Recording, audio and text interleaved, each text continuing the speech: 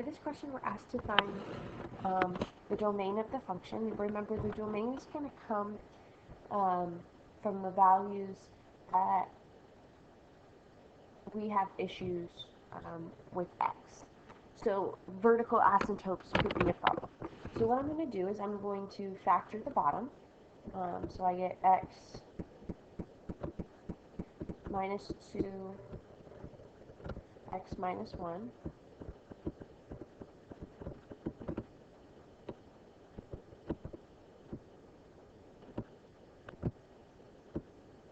And then I'm going to set both of those equal to 0. When I do that, I get x equals 2 and x equals 1.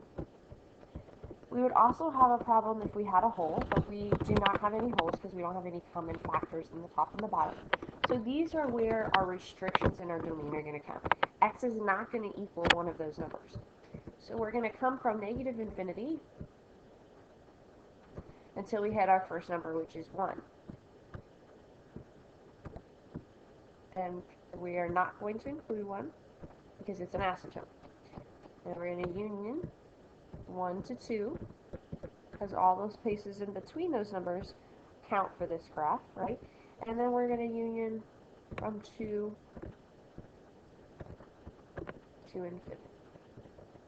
And if you want to double check yourself, we can go to Desmos and we can graph. Alright, so our function was x plus 2 divided by x squared minus 3x plus 2. Okay, and if we zoom out a little bit, you can see that there's actually this piece down here at the bottom, right? As well as here are our asymptotes. And if we zoom in,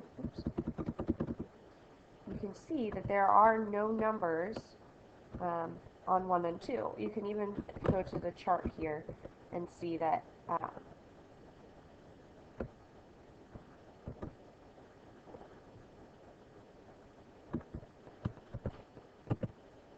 1 and 2 are indeed undefined by this function because they're asymptotes.